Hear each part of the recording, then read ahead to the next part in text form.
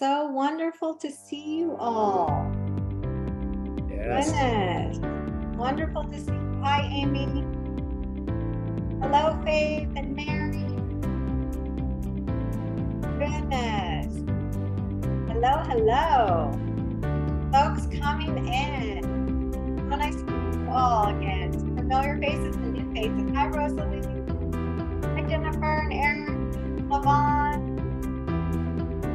Hello. Daryl there. Hello, hello. Hi, Lisa. Christina. Welcome. We are in session 2, eating and the theology of food. So welcome. Please say hello in the chat, who and where you are. And then if you want to share what you had for dinner in 2-3 words, or what you had for lunch. Speaking of food. Yes, hello. So nice to see you all. Wonderful to see you all. Again, welcome. This is the image you see here is food is God's love made delectable. Norman Wirzba, Food and Faith, Theology of Eating, which we're gonna steep into a little bit later. Hi, Jennifer. Hi, Sharon. Hi, Rosalie and Andrew. Wonderful to see you all. Buffalo. Ooh, corn on the cob. Yeah. Goodness, that's some of our family's favorites. Yes, praise God for food is right. Wonderful. So yes, as you're arriving, just share who and where you are. La Jolla. Hi, Rita. And if you want to share what you had for dinner, or what you would have liked to have had for dinner, that's always fine too. Welcome. No dinner yet. Yes, California, of course. That's true. Lots of California. Ooh, a Thai food restaurant. Yum. Sounds good. Ooh, tabbouleh. That sounds lovely. So wonderful to see you all. Well, as everyone's coming in, also just wanted to, again, officially welcome everyone to Creation Care 101, session 2. And of course, we're welcoming over 100 churches from across the country, across 10 denominations. And there were lots and lots of folks at the earlier session today, and lots of folks that are going to be listening in. So welcome. It is so wonderful to see you, and great job having extra folks sign up in the meantime. I think we had over people signed up in the last couple of weeks. So there's hundreds and hundreds of individuals representing the over 100 churches. So welcome. So to honor our time, we do want to open up with a prayer, and if we could just take a moment to root and kind of arrive, I'm going to go ahead and lead us in a prayer. Dear God, oh goodness, thank you for each of us here, and for your love for us, and our love for you, and for all of creation. Guide us, Lord, as we understand more about how our faith and food are connected, and how we can choose and share food to your glory, Lord. Amen. Okay. Welcome to the folks who just arrived or just arriving. And we just want to take a moment and share about a plan for our time, of course. We will run about 90 minutes as usual. And we want you to, of course, feel at home in this space. So a few hospitality notes. First, we will be recording this session, just to remind you, so that it can be shared with those who are not able to attend, but the breakout rooms will not be recorded. And we will be monitoring the chat, so please feel free to address me, Becky, privately if there's anything specific that you need, or feel free to address everyone if it's something you want to share with the whole group. And please know that you don't have to take notes unless you really want to, as we are going to be emailing you next week a recording of the session, as well as some implementation, quick links, and tools. So you can really sit back and relax, or you can take a few notes if you like, whatever you wish. And Russ and I, we will both be available after this session to answer any questions you may have or to hear any feedback. So that is that. Also, just a specific plan for our time. We've done the welcome and prayer. Russ is going to lead us in a short introduction. We'll move on to some education, conversation, and breakout rooms, and some very important implementation. So I'm going to turn it over to Russ, and he's going to head us into food and faith. All right. Thank you, Becky, for getting us started tonight. And thank you all for taking the time to be with us. We know it is a commitment to take 90 minutes out of your evening, and we truly appreciate you doing so. So to get us started, as always, we want to share kind of the big ideas of the session so that you have an idea of where we're going. And one other thing I did want to share is thank you so much for all the work that so many of you are already doing in this space. And thank you to all those who are just new to this space and are just curious. So we're all going to be learning together. Yes, thank you. And so big idea number one, the food we eat can and should be aligned with our values as Christians. And we'll have some discussion about that. We're going to talk about a framework for good and for good food in general.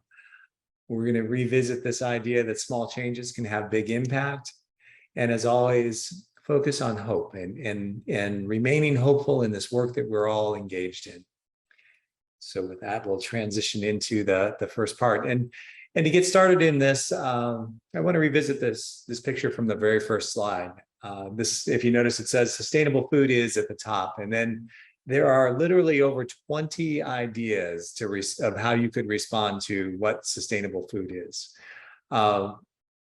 And this kind of illustrates why this particular session in the Creation Care 101 course is always a challenge for us, because there are so many stories we could tell in food. And just as an example, you might think of the biblical stories of food. In the earliest stories that we have in Genesis, we see food as a gift from God for our nourishment. It's manna from heaven. It's Jesus feeding the 5,000. You might also think of the challenging parts in the biblical stories, where we break relationship with God by eating from the tree of the knowledge of good and evil. And then again, in this picture that we see of the Last Supper, food is part of our restoration of relationship with God and with Jesus. And the very act of communion and the food elements that are present in that are representative of our restored relationship with God through Jesus. But of course, food is not only present in our biblical stories. We might also think of food as health. And here we continue to see the dichotomies, because food is simultaneously necessary for our very life and increasingly a cause of our death. We might also think about food as identity. Excuse me. We say things like, I'm a vegetarian or I'm a vegan. We talk about food as heritage, where we proudly share our culture in our Indian food and Mexican food, or maybe German food like we're doing now in Oktoberfest. Food is part of our celebrations. It is part of our holiday feasts. And food can also be tragic in food insecurity that we do experience in the United States, in one of the wealthiest countries in the world. And finally, we think about food as a business or as a production method. We have family farms and corporate agribusinesses. We have farmers markets and multinational grocery chains. All of these things are different representation of foods. And when we think about climate, particularly, food is simultaneously one of the largest contributors to climate change, and also can be one of our biggest solutions for climate change. So food is a complex thing to talk about. There's many stories we could engage in, and we could spend weeks just on this subject. But for tonight, we're going to really focus on choices and how the choices that we make around food can be aligned with our values as Christians. And then also, but I do want to tee up, we're going to talk a little bit about food waste or food justice tonight as well. But food waste is a huge topic in food, and we cover that in session 5. Food justice is also a very broad topic, and we talk about that even more in session 7. So there's more food things to talk about, but for tonight, we're going to really focus on choice. And to get this discussion started, we're going to share a short clip from Norman Wirzba. And Norman Wirzba is the Gillette T. Road Distinguished Professor of Christian Theology at Duke Divinity School. He's also a senior fellow at the Canaan Institute for Ethics at Duke University. He's the author of 16 books, author or editor of 16 books, including Food and Faith, A Theology of Eating, and The Agrarian Spirit, Cultivating Faith, Community, and the Land. In this video, we're going to share, and if you have a hard time hearing this, just turn your volume up a little bit. The audio is a little bit low in this video clip. But he really does a great job of setting up the context of food and how things have changed. So enjoy Norman Wirzba. Churches are starting to realize that we need to be thinking about the church's place in the world, and by understanding the world, we're not just talking human culture, but also the created world, and that Christians have a responsibility for that. Farming has gone through a tremendous transformation in the last decades, and so to call what we see happening on a lot of acreage farming is really a misuse of the term, I think, because really what we're having is industrial agriculture. It's a business. And so we treat land, we treat animals like economic units. We're thinking about how to maximize productivity. And the land is now no longer populated by animals. Instead, we have large feedlots, confinement operations. And so the landscape is quite different. And with that change has come a lot of ecological trouble. Right? Soil fertility has decreased. And to keep productivity high, we've had to use a lot of fertilizers. We've had to control pests in ways that require a lot of poisons and toxins. We don't pay agricultural workers much of a wage.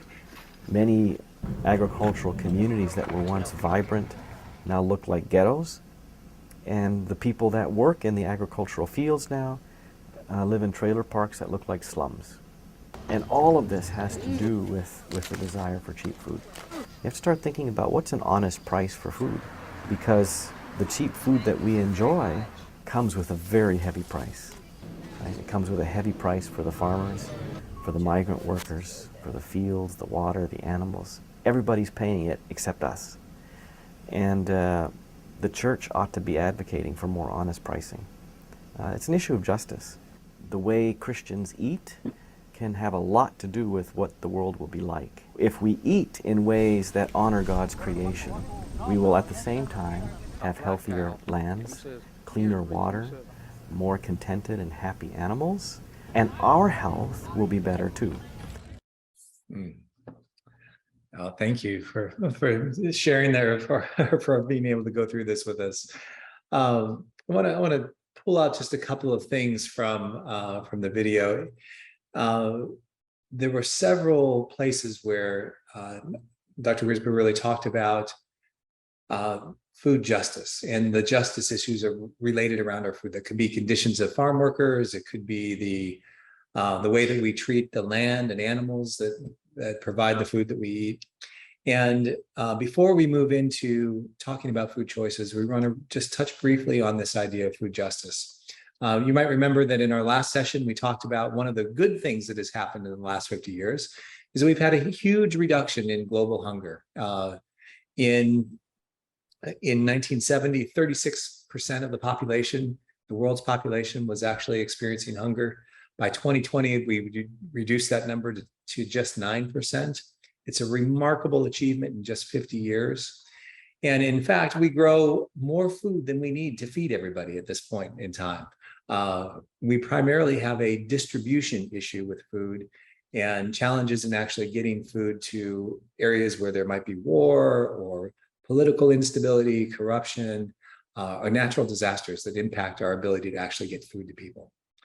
When we think about the United States, our issue in food justice often is food insecurity. And that is just the time when people are unable to afford to buy food to eat. In the United States, up to 10% of the population, or around 35 million people, experience food insecurity at some point throughout the year. About half of that number is made up of people who are experiencing just a temporary setback. They might be living and working paycheck to paycheck, and something interrupts that flow. They might have a job loss, an injury, maybe unexpected bills that come up. And for a brief period of time, they experience food insecurity. The other half of this issue looks more like chronic issues. We have addictions and mental health and homelessness that are ongoing chronic issues that have been part of our challenge with food insecurity for a long time. We know that all of these issues are impacted by structural poverty, systemic racism, and the legacy of government policies that in some cases provided, some cases helped, in some cases did not. Like all the other stories of food justice is complex, it's nuanced, but it's funny. We have Reverend Dr. Michelle Lewis as one of our board members, and in a conversation with her a little while ago, we were talking about food justice, and she said something just very, very simple. She said, look, if Christ were coming to dinner, what would we serve Christ? Right? And it just made this issue so clear for me, because obviously if Christ was coming to dinner, we would serve him the best that we could, right? We'd put on a feast and a banquet and do that. And then she reminded us of this passage in Matthew 25, where Jesus is sharing a parable, and he says, for I was hungry and you gave me something to eat. I was thirsty and you gave me something to drink. I was a stranger and you invited me in. I needed clothes and you clothed me. Then the righteous will answer him, Lord, when did we see you hungry and feed you, or thirsty and give you something to drink? When did we see you a stranger and invite you in? And the king will reply, truly I tell you, whatever you did for the least of these brothers and sisters of mine, you did for me. So we thought it was important, before we assume that everybody has the choice around food, that we actually acknowledge the issues of food justice, and acknowledge that it's a privilege to have this conversation about food choices. And that as Christians, we have a particular responsibility to the least of these brothers and sisters of mine. So keeping this food justice issues front of mind, we're going to continue into a discussion of the industrial food system, which is, of course, much lighter material. And as we transition here, I want to think about a couple of things. We could share an endless parade of stats and infographics that would really start to explain what the industrial food system is, but I think most of us have this sense that society and culture and this thing we call the industrial food system is really pushing us and trying to form us in very particular ways. We sometimes express that as being part of a consumer culture, or we talk about things like fast fashion or fast food. But if we stop to think about the messaging that is part of this, and what we hear often through advertising, or sometimes through social media posts disguised as advertising that look like social media posts, the main point seems to be a few things. There are these messages that if we do the thing that we're being asked to, that it will somehow save us time, it will save us effort, it will save us money, or provide some sort of reward that is in gratitude for the hard work that we're doing. So you might think about this advertisement. This is an old advertisement for McDonald's. The idea that you deserve a break today. You've been working so hard that you deserve a break of having McDonald's cook dinner for you.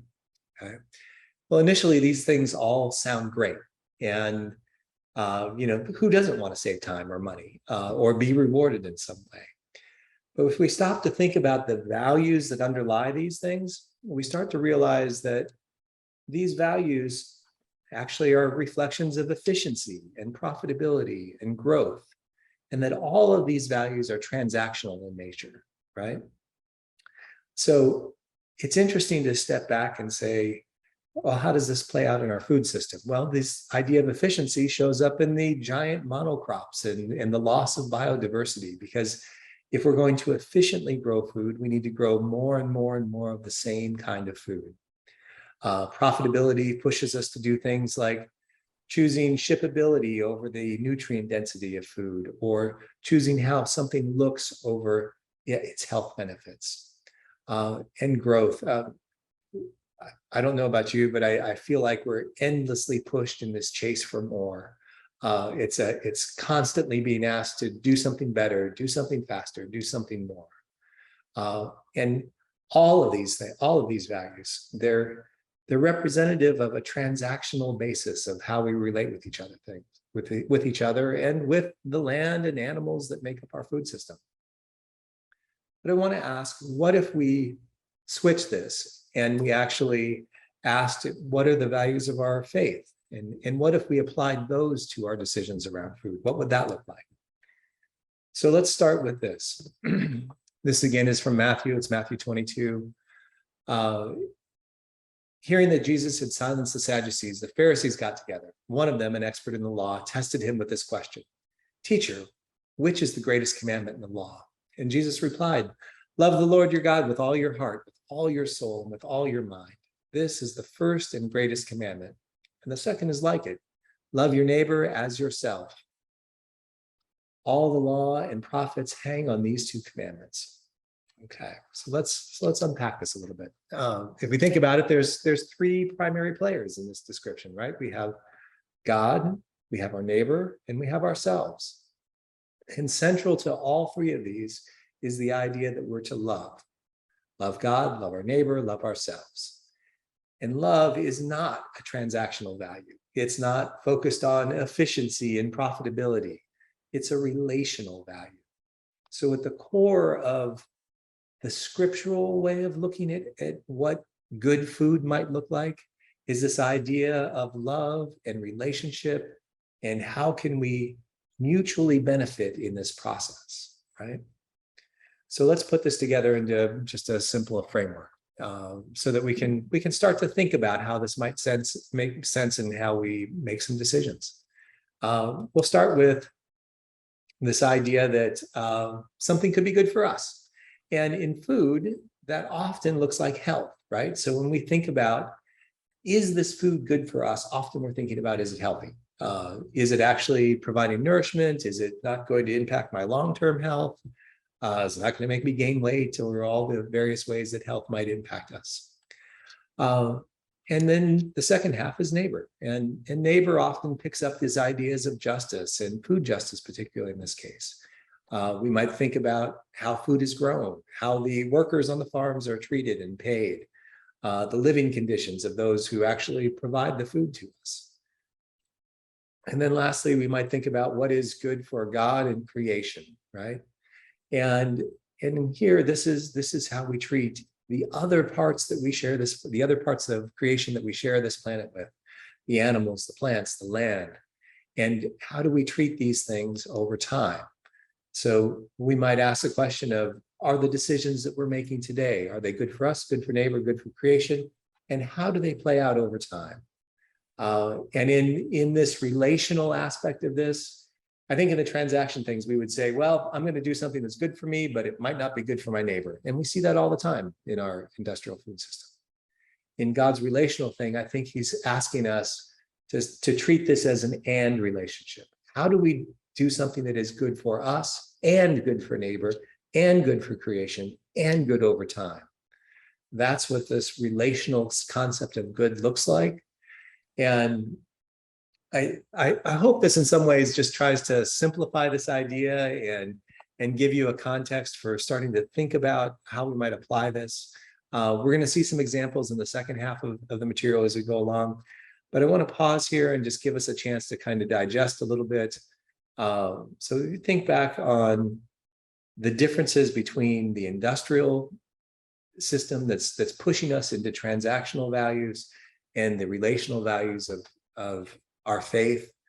And with that, we're going to go ahead and break into a time of conversation. Yes. Thank you, Ross, so much. That was super helpful. The verses, the framework, and starting to connect all these dots. Thank you so much. And like Russ said, we are going to move into a time of conversation. We're going to go into the first of our breakout rooms tonight and have some small group discussion. And then we'll come back together and briefly share some meaningful takeaways. And then head into our second section of education and then implementation. But before we go into breakout rooms, we do want to do a gentle reminder of our community guidelines, just to help keep the Creation Care 101 program as meaningful and engaging, and of course, mutually honoring as possible. So these are the community guidelines: to please be present, of course, speak kindly, listen deeply and share generously, honor all voices, and be open-hearted. And with that, we are going to drop the discussion questions in the chat. Yes, thank you. And then you'll want to copy those real quick if you haven't already, and before we head into the breakout rooms. And we will have about 10 minutes in the breakout rooms, and you can look in the top right-hand corner of your breakout room and you'll see an ongoing timer, and then it will automatically bring us all back together as well. And then we can share some of those meaningful takeaways. So enjoy this time together. And Russ, you can send us through the talking. That's great. And then just one last note. We know that not everybody that is in the breakout room is in a leadership role in your church or anything. But if somebody wouldn't mind, please just volunteer to lead the group through the questions. That would be great. So I'm going to go ahead and open up the rooms, and we'll see you all in about 10 minutes.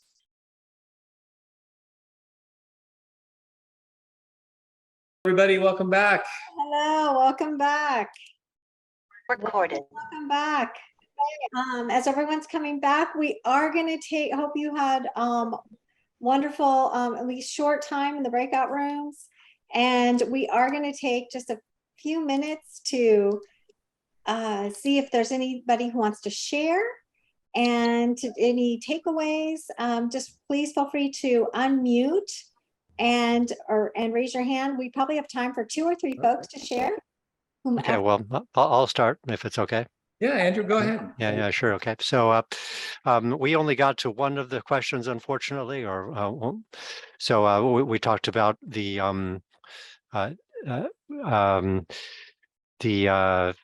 experiencing of food and advertising informing our food choices. And we talked about how food makes us hungry when we shouldn't be and when we don't need to eat. Yes. We also talked about the huge and bewildering number of choices that are out there. And this can also increase our spending on food when we don't really need it.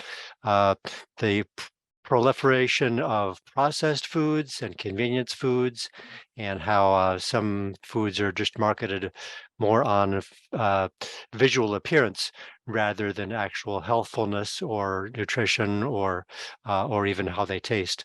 Also, the fact that fast food makes meat eating more convenient because it takes some effort to cook meat at home with all the grease and cleanup and everything. So the popularization of restaurants and so forth. Also, something I never thought about, but somebody brought up, is food can be entertainment for children. Some children are attracted to food just because of the green ketchup or whatever. And that, of course, is nice for parents because it eases our parents, eases our parenting, just like putting children in front of a television and letting them babysit.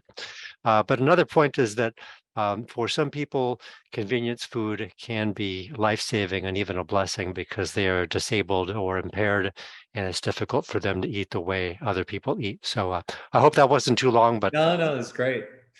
Andrew, thank you for sharing. That was you guys had a very wide-ranging discussion. That's great to see. Yes, we did. Yeah. Thank you.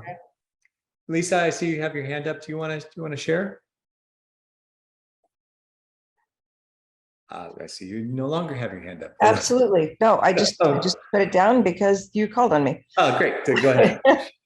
So I just wanted to share briefly that we had a lovely discussion that included the concept that society pushes so many things on us. They push milk, they push meat, they push beef, they push, Chick-fil-A, whatever, says, ooh, eat more chicken. Right. And so we've got these pressures on us. And the fact that fast food isn't even necessarily fast, right? You sit in line, you order whatever, and you could probably go home and cook it just as fast. Yeah. But the thing that my big takeaway from this was, as churches, how can we change? How can we help our churches to change? And one of our members said they have a composting plan. And awesome. So if we can put that out, they share worms. That's for compost. Yeah. So Yes. Well, Lisa, this is going to feel like we somehow planted you in this discussion, because you did a perfect teeing up of the next half of where we're going. So thank you for that. Yes. The composting will be coming up in its own. Yeah, absolutely. Actually. There's so much in that. Well, listen, thank you all for engaging in these discussions, and for spending the time, taking the time to think about them.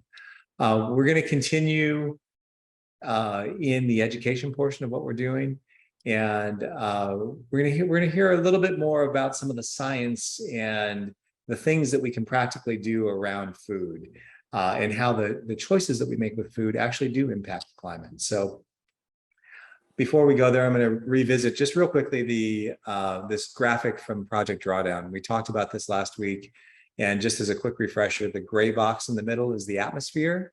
These rainbow colored things on the left are actually the inputs or the sources of greenhouse gases. And we might think about things like electricity production, food and agriculture, which we're talking about today, industry and transportation. On the right side is nature helping us out and taking those greenhouse gases out of the atmosphere. Those are things like our forests and land sinks, the coastal ocean sinks, our big kelp forests, for example. And you notice that 60% remains in the atmosphere because we're out of balance. We put 60% more greenhouse gases into the atmosphere than the Earth can handle. And those gases stay in the atmosphere year after year. So today we're really focused here on the sources with food and agriculture and land use. And the thing I love about the Project Drawdown is that they take all of these solutions. There's 160 different solutions, and they rank them by the amount of impact that they have. And they assign this numeric value, which is gigatons of CO2 equivalent. That doesn't really mean anything to us, but it can give us an idea of the comparative impact. And this is where it gets interesting. So the number one and number two things that we can do, that we have solutions available to us right now, are both food related. And the first one is this, is simply reducing food waste. And that's things like composting, which Lisa just mentioned. And we're going to talk about that a lot actually in session 5. And then the second thing is this idea of plant-rich diets. It turns out that the makeup of what we eat, and then we're also going to see how that is grown, the combination of those two things have a huge impact in the climate. So this is kind of setting this up. And the reason we're starting with food is exactly this, because food is the biggest potential solution for us. And it's also a way that we make decisions about 3 times a day, the food we choose to eat. So with that, I'm going to transition. We're going to share Vox and the University of California Climate Lab did this great video that actually talks about the impacts of our diet and on climate. So I'm going to share my screen with that, and it's about 5 minutes, so it goes very quickly, and we'll move forward. So I have to admit that when it comes to food, I'm a total sucker. Whether it's sugar or grease or carbs, pretty much bring it on. And I spend a lot of time in Montana. So for me, that medium rare grass-fed ribeye steak, pretty much as good as it gets. I know, I don't do it often. And when I do, I gotta admit, I feel a little conflicted. And that's for a lot of reasons, including the planet. But how big of a problem is what I eat? I mean, does it really make much of a dent in something as huge as global warming?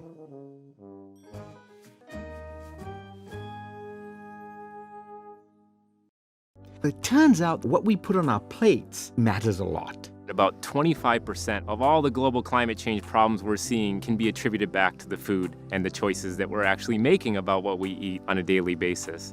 This is greater than all the cars on the planet. In fact, it's about twice as much global warming pollution as the cars. Ben Holton and Maya Almaraz study the connection between climate and diet at the University of California, Davis. They track how the way we produce food creates greenhouse gases that contribute to global warming. With their data, the team has crunched the numbers to figure out how much carbon pollution is produced by different foods and different diets. A lot of people feel really helpless when it comes to climate change, like they can't make a difference. And what our research is showing is that your personal decisions really can have a big impact. So take that grass-fed ribeye steak I love. If you really look at everything that went into making a single serving of beef, you end up emitting around 330 grams of carbon. That's like driving a car 3 miles. Now, if I choose to have chicken instead, there's more than a 5-fold drop in emissions. Switch to fish, and you see the number go down even more. Now, look at veggies. If I swapped beef out entirely for lentils, well, I'm down to practically nothing. So why does beef, and lamb too for that matter, pack such a powerful punch to the planet? Livestock accounts for a little over 14% of global greenhouse gas emissions. If that sort of seems low to you, consider it's about equal to transportation. We're talking all the cars, trucks, planes, trains, and ships on the planet combined. This is partly because ruminant animals like cows and sheep, they're just gassy. And the methane they produce is at least 25 times more potent than carbon dioxide. Plus, it takes a lot of land, fertilizer, and about 1 billion tons of grain to feed all that livestock. And you could feed 3.5 billion people with that grain.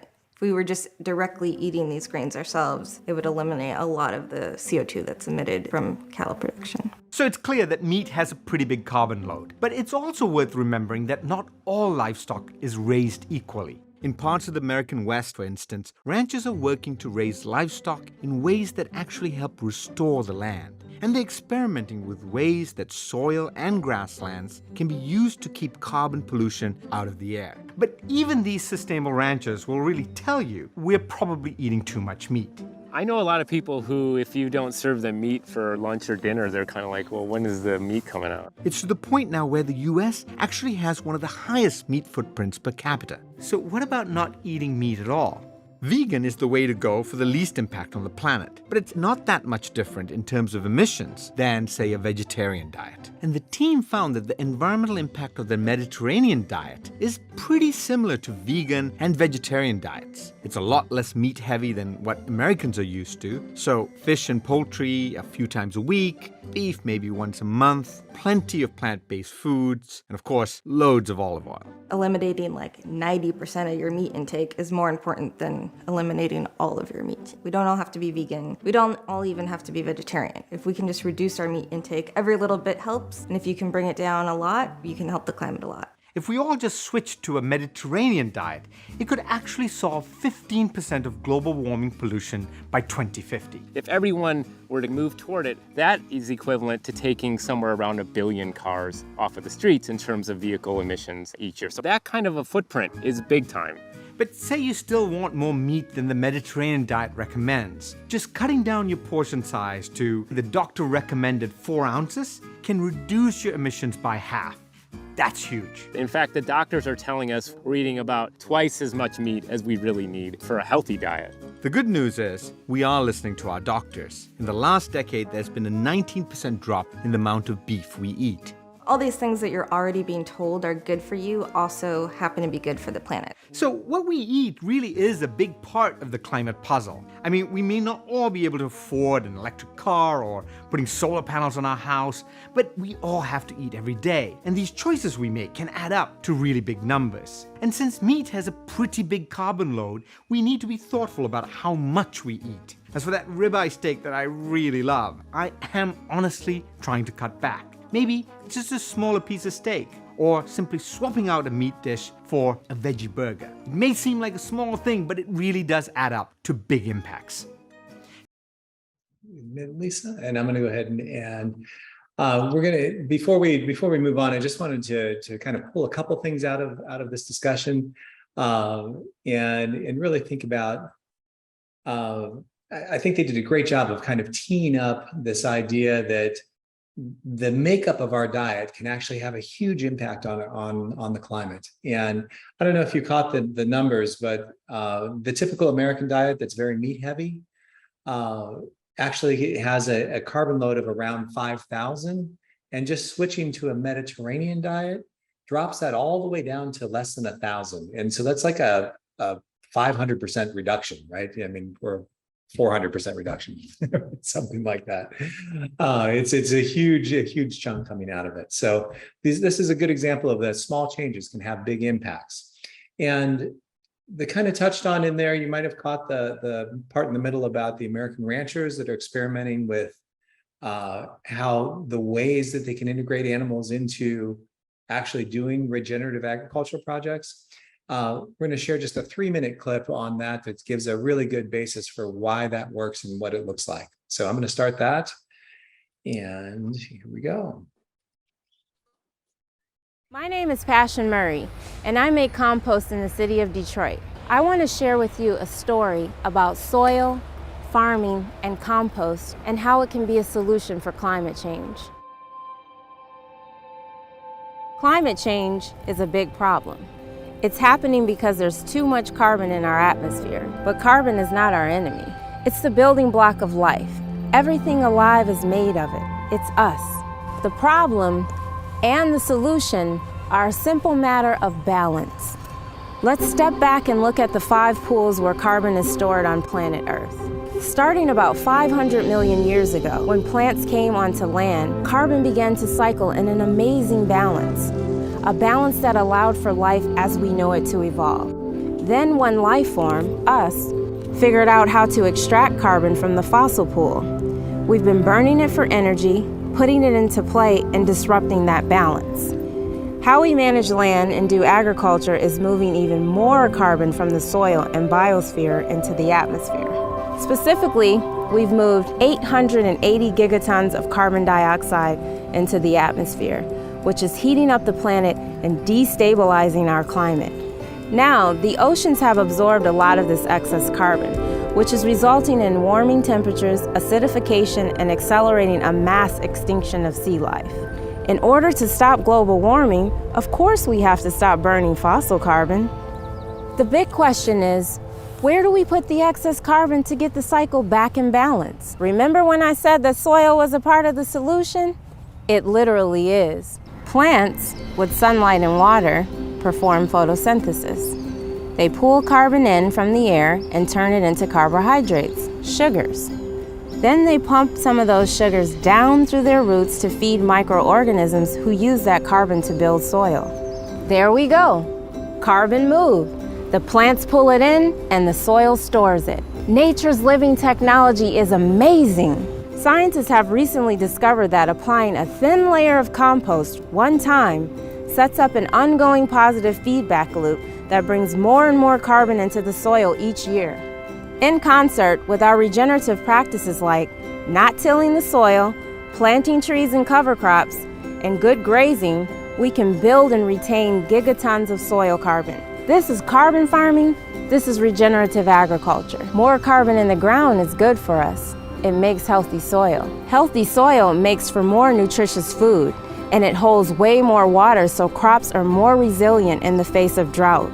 That's good news for families, farmers like me, and everyone that eats. The way we grow our food, fuel, and even our clothes either puts carbon into the atmosphere or pulls it down into the ground. The regeneration of soil is the task of our generation. Our health, the health of the soil, and the health of the planet are one and the same.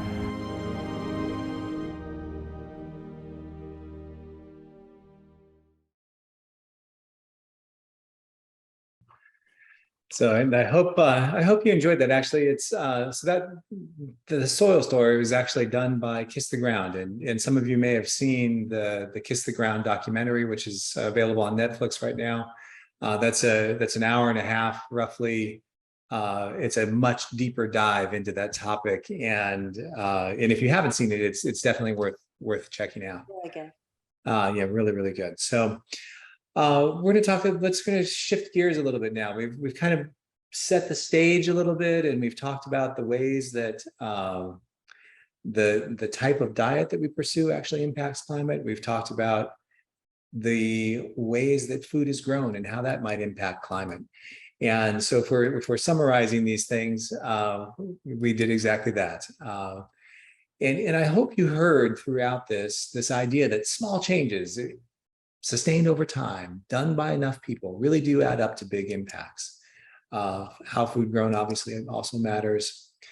And so if I were going to try to kind of wrap up this section, I know we've covered a lot of ground and it's been a lot thrown at you. I would say this. Think back to that idea of eating with the values of our faith. Choose good food, things that are good for us, good for neighbor, and good for creation, all at the same time if we can. Obviously, our neighbors are part of this discussion and part of that good choices. And then my doctor had this sign up in his exam room and said, eat whole foods, mostly plants, and not too much. And that's a really good summary of just a very good approach to this. And by whole foods, he specifically meant not processed foods. So this is, we're moving back towards fresh fruits and vegetables, whole vegetables, whole grains, as minimally processed as possible. And then the last thing, this idea of regenerative organic farming, it actually has a tremendous potential for impacting climate. But right now it's just a potential. And it's actually really important that if we have the ability to, supporting small local regenerative organic farmers is a huge step in actually moving this work forward. It's really critical in changing the way our farming is done, because right now conventional farming really adds a significant amount of CO2 to the atmosphere. Regenerative organic farming takes that back and puts it in the ground. The challenging part, 96 or 94% of our farmland in the United States is conventionally farmed. So the vast majority of our farmland is actually hurting us instead of helping us at this point. And we have an opportunity to support that change. So we'll move into implementation, and Becky's going to just walk us through some ideas of ways that we can respond as a faith community. And then we're going to revisit our friends at Hope Community Church, which is our fictional case study church, and walk you through their implementation. Yes, thank you so much, Russ. That was super helpful. And yes, we are going to dive into some implementation and put as much as we can right at your fingertips to make this as simple and accessible as possible and convenient as possible as well. So this implementation is definitely focused on creation-friendly food, the food that Russ has been sharing about. That would be mostly fruits and veggies, some grains and beans, a little meat, and mostly organic and local. So, and all of this really fitting that good framework model of good for us, good for neighbor, good for creation. So first and foremost, how do we just easily choose this as an option? And so whether we're shopping or wanting it delivered, want to introduce you to two very specific great options that are online. And the first one is Misfits. Misfits is, we will be sending you links to this. They provide organic produce and sustainably sourced groceries delivered at up to 40% off grocery store prices. And they do that. They deliver in almost every state and every zip code in the United States. And almost a third of what's grown in the US never actually gets harvested because it doesn't meet the standards of traditional grocery stores. And all of that goes to waste. So about a third of the organic produce goes to waste. And so this is how Misfits is able to do this. They work directly with the farmers and the makers, and they rescue that organic produce that otherwise would go to food waste, actually, and deliver it to our door, or your door, all of our doors. And then they pass on the savings to us, which is fantastic. It's like mutually flourishing. And the fruits and vegetables and produce, they just don't look perfect. They'll have a little, they might just look a little funny, or they might look great, but they're totally, as they come out of creation organically. So anyway, that's a great option, easy to use. The second option we want to introduce you to is Azure store. Azure has a standard and is a store right online. They too deliver to almost every state and zip code in the United States. And they have a full selection of already curated, healthy, organic, regenerative, and natural products. And they do this at affordable prices and bulk prices too. So this is an option, great option for our churches wanting to order in bulk, or at home wanting to order in individual quantities. They just really believe that everyone should have access to high quality, organic, non-GMO foods, and just bring that all together. So it's easy to find. And then the other thing to easily choose from is, we are giving you, if you don't already know it already, we're sending you a CSA finder. CSA is community supported agriculture. And this finder helps you find your closest CSA, your closest farm, your closest farmers markets, right to your zip code. And then you can put in the words regenerative organic, and it will just pull those farms and CSAs and farmers markets that have that specific type of creation friendly food. So hoping to make it much easier for you, or you can just go hunt these things out in your grocery store, which you can find them, but these things might make them a little faster. Yes. So second part of implementation, after we just kind of finally easily choose, is to making it accessible to all. So two ideas, a lot of churches are doing this across the country and having great success with, is consider hosting a weekly CSA at your church, or hosting a weekly farmers market at your church, of which you can find with the links that we're going to send you. And then third is to model it. We've talked a lot about remembering that our biggest impact might be the changes we inspire in others. And it's one way to model it is just to do some themed church meals using creation friendly food, like pasta bars and soup and salad bars, things like that, that bring in those creation friendly foods. So those are just a couple very specific implementation ideas, and some tools that we will put at your fingertips when we send those emails. And Russ is going to take us real quickly and show us how this can be used and expressed in Hope Community Church. Back to you. Thank you. And great job, Beck, in pulling those together. Thank you for doing that. So welcome back to Hope Community Church. This is our fictional church of 200 members. The church is in a suburb of a larger town. And you might remember from our last session that they recently formed a green team and very proudly took a picture of their team. So like you, they're going through this session, and as they go back to church and have their next meeting, they started with this idea of, let's take stock of the ways that we actually use food in church, and what might those be. So they started first thinking about church functions. They thought, oh, we have a youth group, and they meet, roughly 30 weeks out of the year. There's about 15 students. You do the math, that's 450 meals. We have some large adult luncheon, or some adult luncheons and dinners. This might be things like a men's dinner or a women's luncheon. And when they added those up, they realized that those were over 250 meals together. There's an all-church picnic where they feed about 200 people.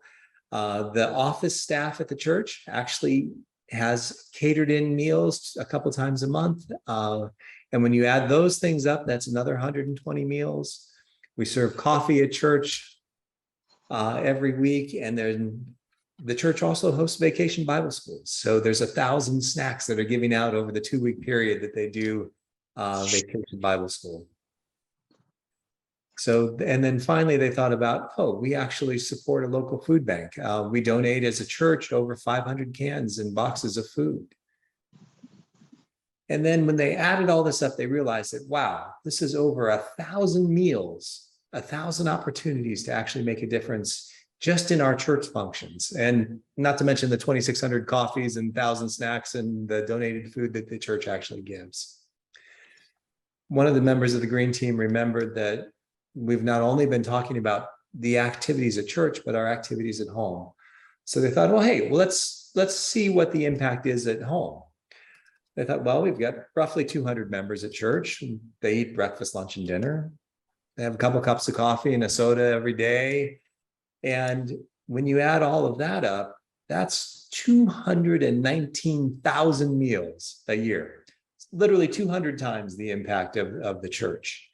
And they thought back to this idea that within our church communities, the biggest impact on the climate and on change that we might have might just actually be the change we inspire in others. And this particular point really drove it home for them. Again, the church had 1,000 meals to make an impact in, but the people, the members of the church, 219,000 meals.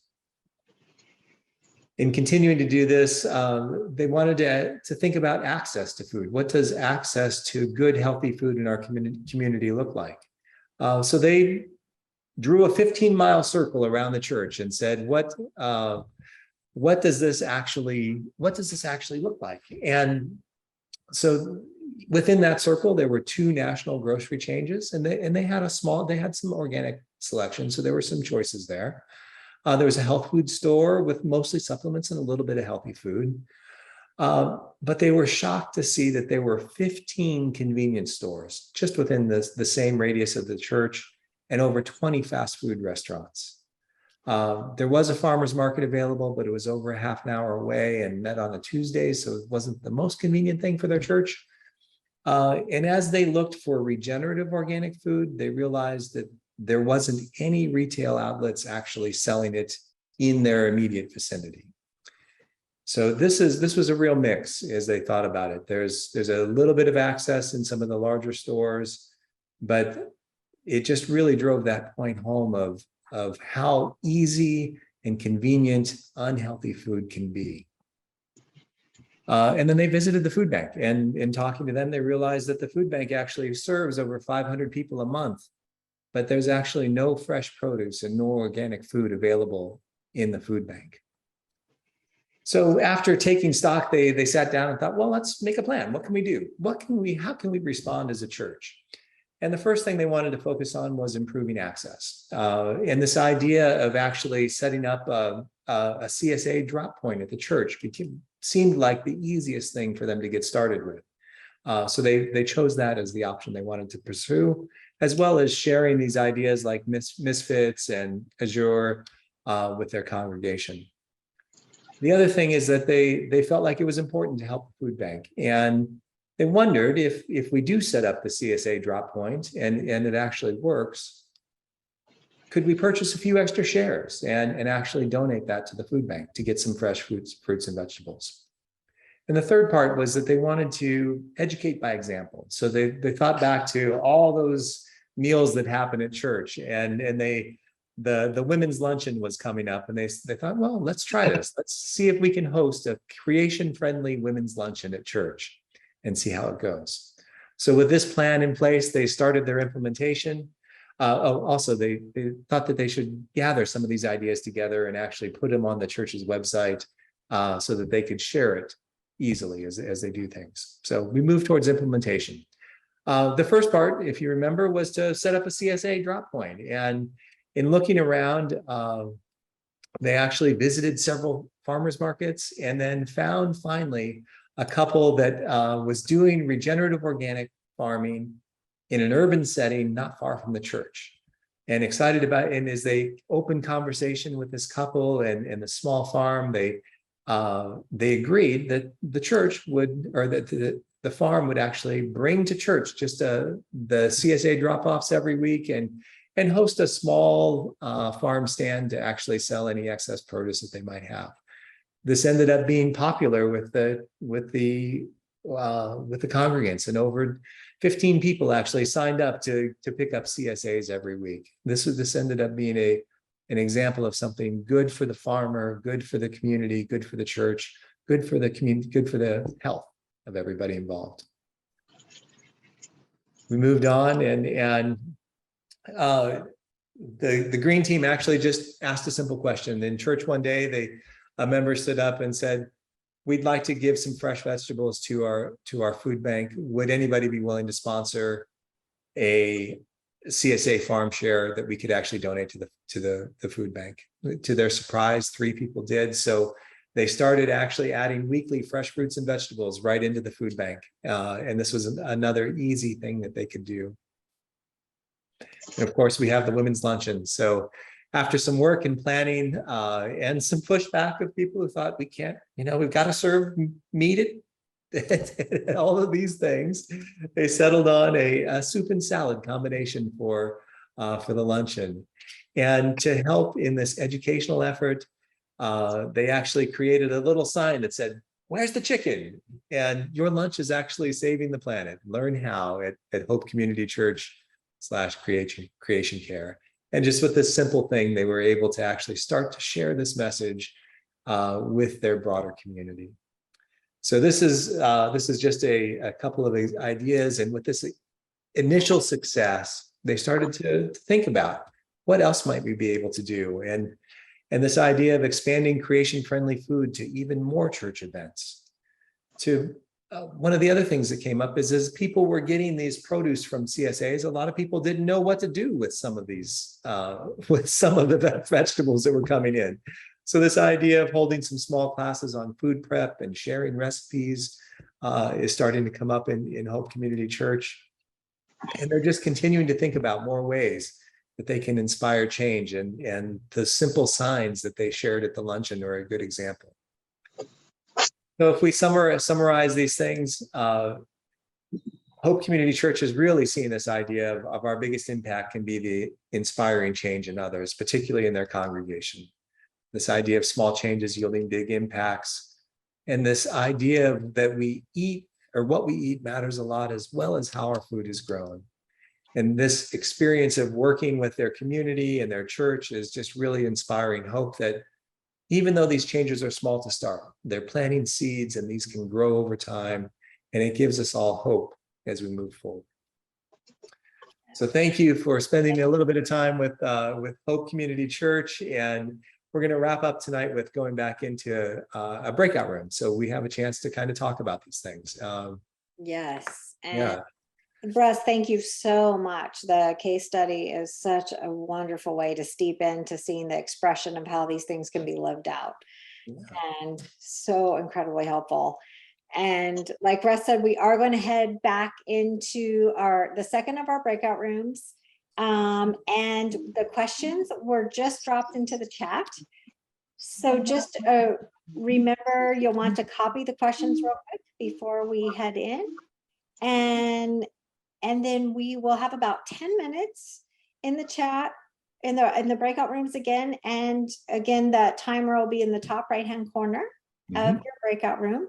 And then it will automatically pop back in, and we will have just a few minutes for some for some shares real quick. Yes. Yeah, and Becky and I are also going to stick around in case anybody has questions. We'll stick around afterwards and answer any questions anybody might have. So yes. I'm going to go ahead and open the rooms, and we'll see you all in about 10 minutes.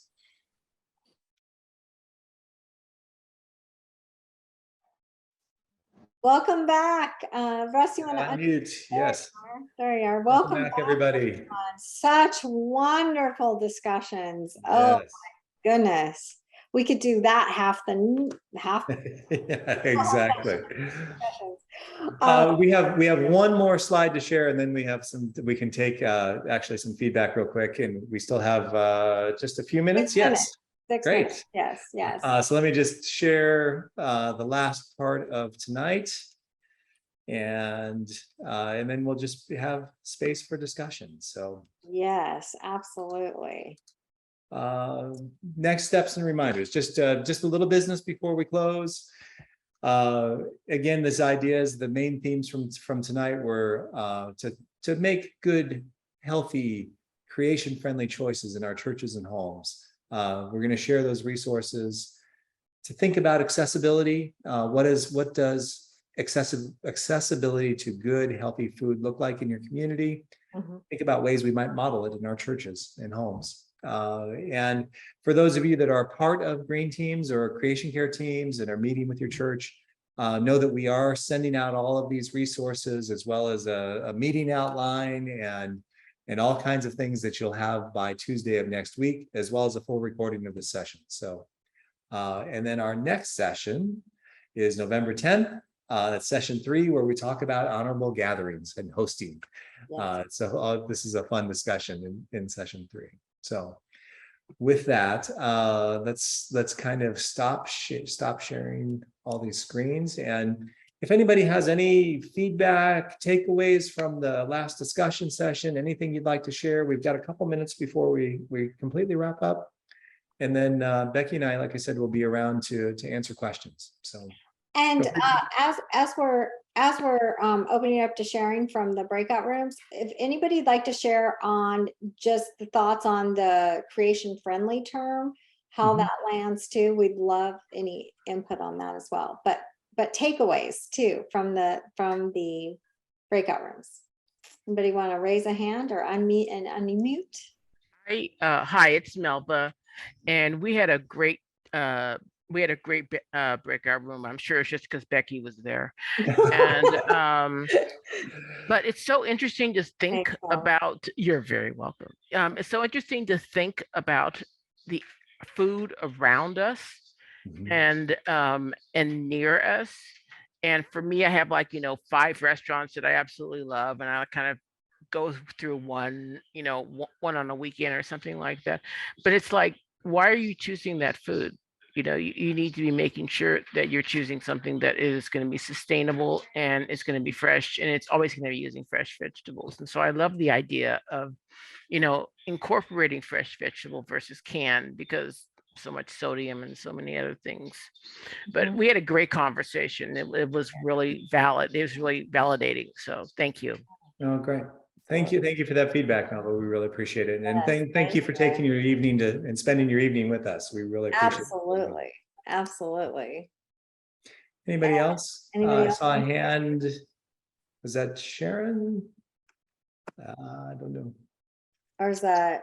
It's me again. Hi, Lisa. Hi, Lisa. Go ahead. Hi. I just wanted to say that our group talked about something that's really important is the information perspective. So it's great. Make these changes. Absolutely. Change the contents of your food bags when you give out food bags, instead of doing, snacky things that are high in sugar or whatever, change the content. But don't just change the content. Tell people why you're doing it. Yeah. Give an infomercial, if you will, or give a little something, even a card or some other messaging. Use church connections to tell people that you're doing this. Broadcast this, so that people get it. Because otherwise, sure, we can make a small difference, but if you broadcast it, it'll make people perhaps consider other ways that they could do it themselves. It could say, oh, my church is doing this, then maybe I should do this too. Other things, of course, reusable mugs for your staff. Kimberly shared, they have no cups, they use mugs, they bring in plates, etc. for the break room, so that people like, oh, can we have a paper plate? No, we have a share of extra plates and things in the break room, so you can do that. Share recipes so that people, if you're doing a CSA, know what to do with this stuff. Yes. And do it in print because people like to have a recipe. Yes. But also do it on the web. And keep in mind that all of this stuff is going to be great for some people and not so great for other people, right? For sure. Not everybody's going to be on board with this, so be prepared. Yeah. Yeah, and Lisa, that's a great thing. It's a really great point. I can tell you, I grew up in the Midwest, and meat and potatoes were 90% of my diet for the vast majority of my life. Much to Becky's chagrin for many, many years. So we're doing much better now, and we have been for over 10 years. Lots of patience. But I was that guy in the video that was like, it's lunchtime. Where's the meat? Right? That was me. That was absolutely me. And the transition takes time. It's slow, but it does happen. And Becky was just such a steady example of eating well for me that eventually it sank in. And then one day, the light bulb clicked, and all of a sudden we changed everything in our family. So at any rate. Very thankful. And Russ has done amazing, and now you're teaching it. So that's great. Yes, it's been quite a journey. Speaking of another Midwesterner originally, I think, Mary, I think, see your hand up, right? Did I get that right? Yeah. Yes, meat and potatoes, boy. My husband's trying to get me. Right. Anyway, the one thing that I really appreciated about the presentation were the CSA boxes. And it really intrigues me because we have a lot of old people. I'm sorry, but we do. We have a lot of old people in our churches. And what I'm thinking is, if we got a few of those boxes and then gave little bits out to people who are homebound or might not get that, or even living in assisted living where, maybe fruit or whatever, and just how you can use that as a creative way to get some of that fresh stuff to people, and you got to get it to them. So you got people visiting. That's right. Yeah. And natural outreach. Yeah, Mary, thank you. That is a perfect illustration of this idea of good on multiple levels all at the same time, right? Because, you're supporting through the CSA, you're supporting the local farmer. You're bringing fresh food into the community. You're establishing relationship both with the farmer and with the people that you're feeding. It's just a great example. Thank you. Thank you for sharing that. Just one thought at our church, a lady has established a Meatless Monday, and she gets it all out on the website. Everybody gets a copy of it with a recipe for different things. Like you're saying, make a recipe. And so that's just one idea that could work, that could help. One little thing to. Yeah, no, Daryl, that's great. Thank you, Daryl. And that came up in the room that I was in as well. Julie, I think, shared that she started actually with Meatless Mondays, and then it just continued to kind of expand for there. And that's a great entry point and a way of easing into these things. And you don't have to change, every one of the 1,000 meals in your church to being vegetarian or even Mediterranean or whatever it is. Just, start somewhere and make a change, and then see where it goes. It's an easy place to go. Walk in the anybody else want to share? Just raise a hand. I do. Hi, Lavon. Hi, I've been clicking on the little hand icon and it keeps going off again. So I don't know what's going on. But my question is actually going back to about regenerative organic. Yes. How do you know whether it's plain organic or regenerative organic? Are they marked? Yeah, so a couple things on that. Great question. Yeah, great question. The Rodale Institute is actually working on a regenerative organic standard. That actually will be a certification process, just like the organic certification process is. Okay. And so when that is in place and more widely adopted, you'll be able to actually see that. Right now, it's really hard. There's no standards for it. And what you'd really need to do is talk to the farmer. And in our experience in visiting farmers markets all over the place, if you ask, a farmer that's practicing regenerative agriculture will talk to you for days. And they literally will tell you everything that they're doing, all the 100 ways that they're rotating crops and working in animals and all of these things. It's wonderful. If they're not practicing it with that, the conversation will go something like, we don't use the pesticides, and that'll stop right there, right? Or if they say, I don't know, but I know all of it's fresh. Right. Then you know that, yeah, God bless them, that is just not. Yeah, and then this is the unfortunate truth of where we are. 94% of our food in the country is grown conventionally, right? So finding regenerative agriculture is a bit of work. You're going to have to talk to some people. You're going to have to. The CSA finder that Becky's going to share in our resources is a great starting point, but you still have to talk. You still have to ask the questions and work it out. Yes, what I was going to say is the first and simplest way is to just look for the organic symbol, at least for now. Most of those farmers are on their way or already doing regenerative organic or on their way to doing it. So that's the best place to, if you're in the good place to start for right now. To at least start for now. There are farmers probably in your area doing it, so that the best way to find those farmers is to use the CSA finder that Russ mentioned, and there's a farmers market finder and a farm finder. We're going to send you all three.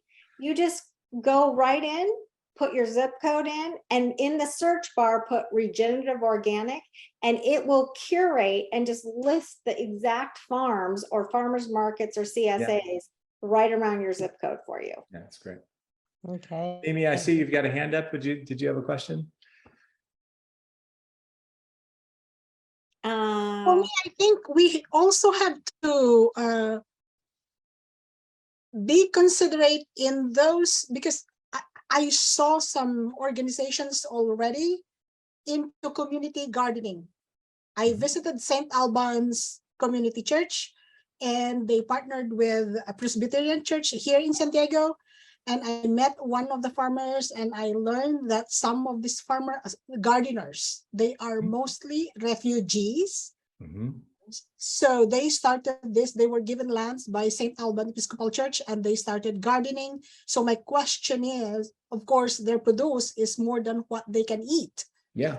So how do we help them transition from being a refugee with no jobs to being a gardener to being an entrepreneur at their level? Yeah. That kind of empowerment. So like, rather than being so crazy on it has to be 100% organic, what about the transition period? We need to support that so that we can get there, especially those people like what I described, the refugees, those who have started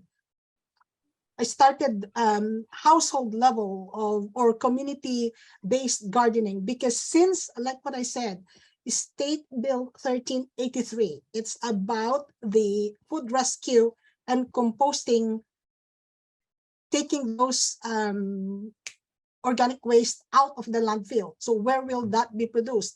At the household level. So how do we see, as an institution at the church level, how do we support this little efforts? Yeah. Amy, thank you. Rather than being, okay, this is the 100% organic, go for the purest, purest of the pure. Yeah. So maybe it's more on the community assistance. Yeah, thank you. Thank you. You raised a tremendous number of really, really great points. And I just want to kind of share that in session 7, where we talk about gardens, a big part of that story is exactly that. We share an inspirational story of a church who helped refugees start a garden and actually and the impact that had on their community and the church as a whole. It's a wonderful story, and you're spot on in having to do this. So I see a couple of notes of people that need to drop off. I know we're a little past time at this point. So if anybody needs to drop off, please do so. And again, just thank you for participating. But Becky and I will stick around here for a few minutes and just answer questions. But so Mimi, to get back to your points, gardens can be really powerful spaces for helping with transitions. And you also mentioned this idea of not being so focused on, something that has to be certified organic or in transition spaces. And I think when you start to talk to farmers and you talk to farmers at farmers markets, a lot of the smaller ones will be in those transitions, right? Where they've started the road towards organic certification, but they're not quite there yet. And some of that stuff takes a few years to get done. And they can be fantastic farmers to work with and a great resource. And we would absolutely encourage you to do that because you're supporting them through a really difficult period because, they're not certified organic. So it's hard for them to charge the extra that they would be able to if they were certified. And it's in some cases, it takes several years to actually make that transition from conventional to organic. So being able to support a farmer as they work through that is a huge benefit to them, and you get great food in the process. So yes, a lot of good things. The same kind of food. Yeah, it is the same kind of food that that because you have you get to have the relationship, know them, and you get to know the relationship, and that's why the finders are so important.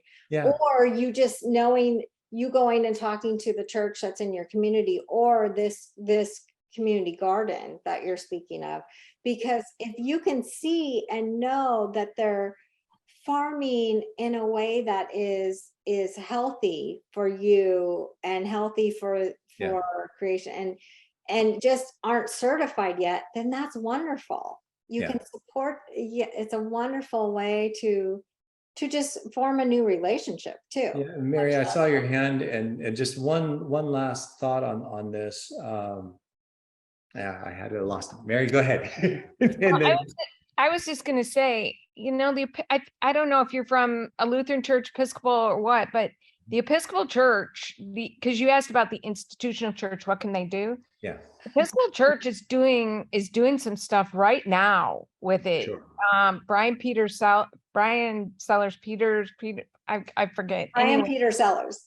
He's doing a lot with the greater church, and I think they've got some money.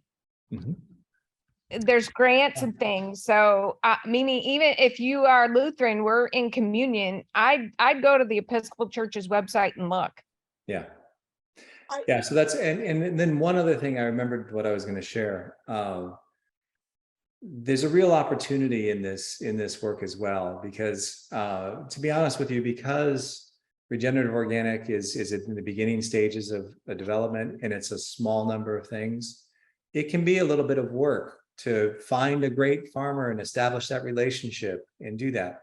The wonderful thing about being in a church community is that only one person has to do that work, right?